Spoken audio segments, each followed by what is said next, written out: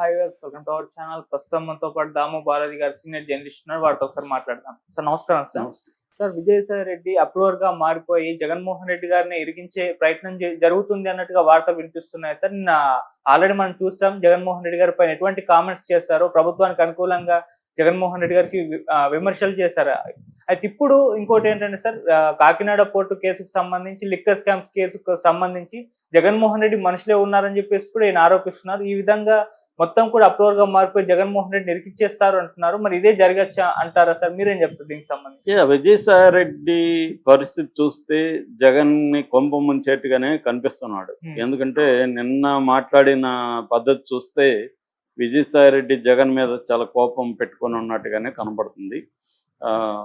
So ఇది తెలుగుదేశం వాళ్ళే plan చేసి విజయసాయి రెడ్డిని కేసుల్లో ఇరికించడం ద్వారా విజయసాయి రెడ్డిని అప్రూవర్గా మార్చుకుంటే జగన్ అండ్ జగన్ చుట్టూ ఉన్న కోటరీని బ్రేక్ చేయొచ్చు అనేది తెలుగుదేశం వ్యూహంగా మనకు కనబడుతుంది. ఎందుకంటే ఇప్పటి వరకు తెలుగుదేశం కూటమి ప్రభుత్వం, చంద్రబాబు ప్రభుత్వం కేవలం కొంతమందిని టార్గెట్ చేసి వైసీపీలో ముఖ్యంగా ఇప్పటి వరకు అంటే కొంత పెద్ద ఇదంటే వల్లభనేని వంశీని, అతనేమి వైసీపీ అతను కాదు, అతను తెలుగుదేశం నుంచి వైసీపీకి సపోర్టర్గా వెళ్ళాడు తప్ప తను రెగ్యులర్ వైసీపీ స్ట్రాంగ్ పిల్లర్ ఏం కాదు. ఇప్పటి వరకు వైసీపీ స్ట్రాంగ్ పిల్లర్స్ని ఎవరిని కూడా తాకలేదు ఇప్పటి వరకు చంద్రబాబు ప్రభుత్వం. ఓన్లీ సోషల్ మీడియా వాళ్ళని, వర రవీందర్ రెడ్డి కానీ, లేకపోతే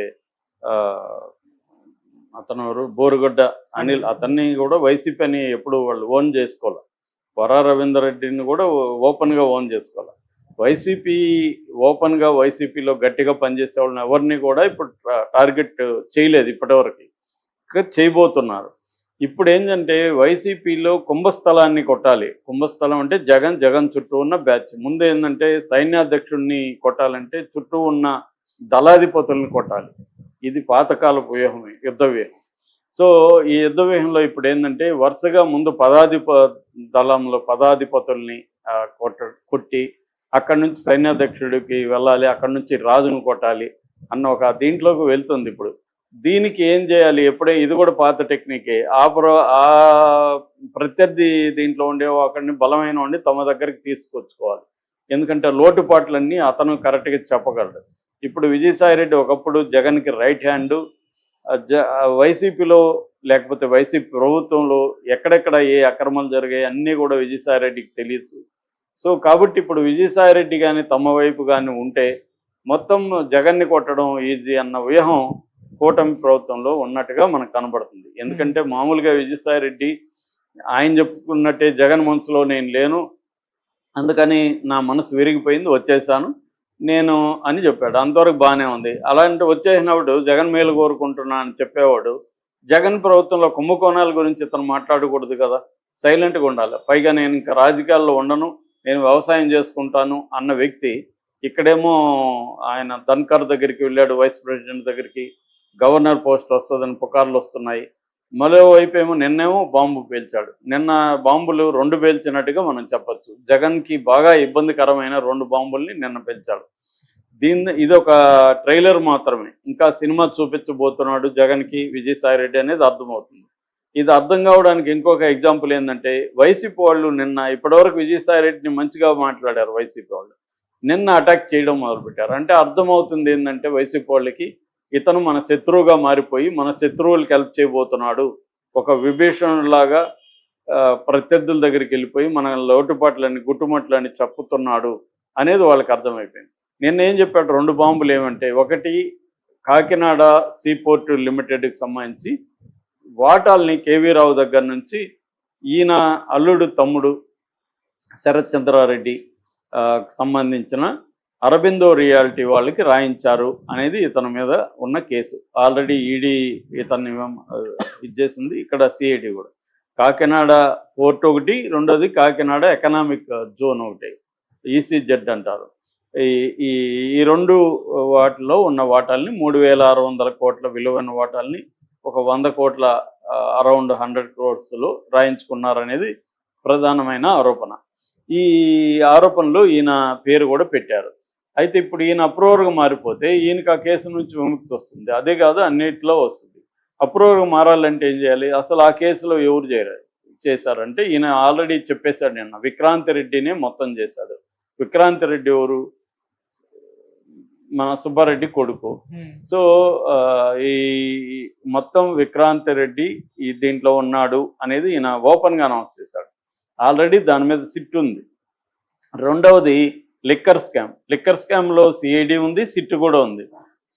లిక్కర్ స్కామ్లో అయితే ఇంకొక బాంబు పేల్చాడు నిన్న. ఈ మొత్తం లిక్కర్ స్కామ్లో ప్రధాన నిందితుడు అంతా చేసింది కసిరెడ్డి రాజశేఖర రెడ్డి అనే ఒక పేరు నిన్న బయట పెట్టాడు. నేను అవసరమైతే ఇంకా చాలా విషయాలు చెప్తాను అని కూడా ఆయన చెప్పాడు. ఇప్పుడు ఆయన సిట్టుకు కూడా సిట్టుకు కూడా కొంత లీక్ ఇచ్చాడు ఈయన అని చెప్తున్నారు. ఈనాడులో పెద్ద కథనం రాశాడు. సిట్టు ఈయన ద్వారా ఏమేమి కలెక్ట్ చేస్తుందని.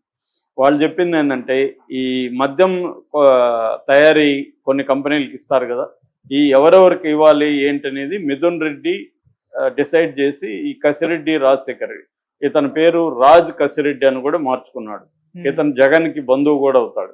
ఈ రాజ్ కసిరెడ్డికి అప్పగించారు. రాజ్ కసిరెడ్డి ఏం చేశాడంటే, హైదరాబాద్ జూబ్లీ హిల్స్లో దీనికోసమే ఒక ఆఫీస్ ఓపెన్ చేశాడు. అంటే లంచాలను ఎలా కలెక్ట్ చేసి వాటిని ఎలా డిస్ట్రిబ్యూట్ చేయాలి అనే దానికోసం ఒక ఆఫీస్ ఓపెన్ చేశాడు.